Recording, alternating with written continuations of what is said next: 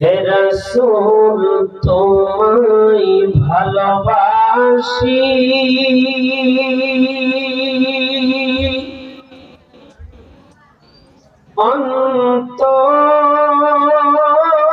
অন্তরে শুধুই মুখে নয়, জান্নাতের আশায় নয় হে রাসূল,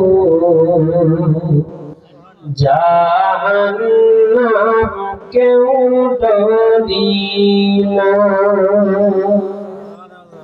আল্লাহ পাক পবিত্র কালামুল্লাহর মধ্যে ঘোষণা করেন, পারা নাম্বার 3 সূরা আল ইমরান আয়াত নাম্বার 31, ডান দিকের পৃষ্ঠে আমার আল্লাহ রাব্বুল আলামিন ঘোষণা করেছেন, কুল ইন কুনতুম তুহিব্বুনাল্লাহ ফাত্তাবিউনি ইউহিব্বুকুমুল্লাহ।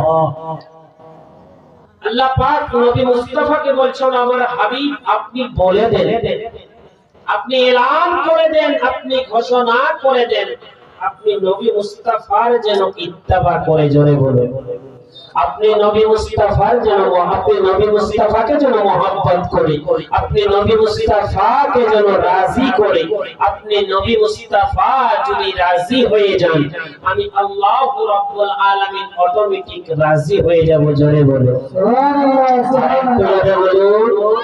আব্বাজান ভাইজান, ওই জান্নাত পেতে গেলে সর্বপ্রথম তোমাকে নবীকে মহব্বত করতে হবে, সুবহানাল্লাহ। ওই আল্লাহকে পেতে গেলে নবীকে চিনতে হবে, আল্লাহকে পেতে গেলে নবীকে মহব্বত করতে হবে। ভাইজান, নবীকে যদি আমরা না চিনি, না জানি, না মহব্বত করি, আল্লাহ পর্যন্ত আমরা পৌঁছতে পারবো না। কথা বলেন ঠিক কি? তার জন্যই কবি বলেন, হে রাসূল তোমায় ভালোবাসি,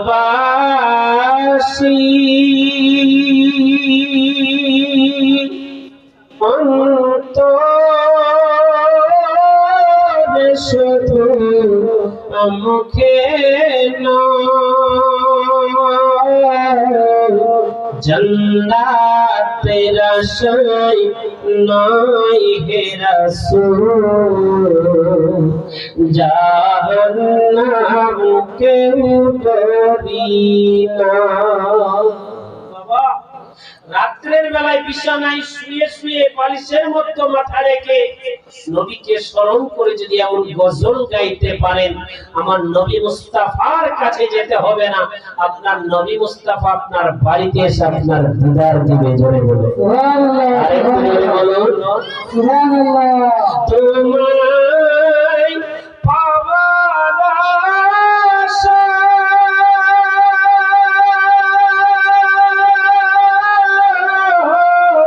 মন ছুটে যায় মদিনায়, আশিকে দিদার দাও না,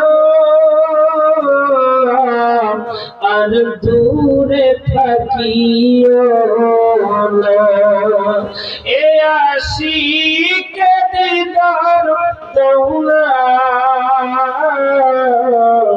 আর দূরে থাকিও না। হে রাসূল তোমায় ভালোবাসি,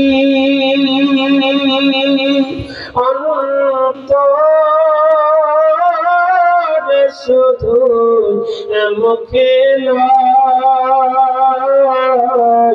জান্নাতের আশায় নয় হে রাসূল, জাহান্নাম কেউ ডরি না। সুবহানাল্লাহ। কত আশিক যায় মদিনা,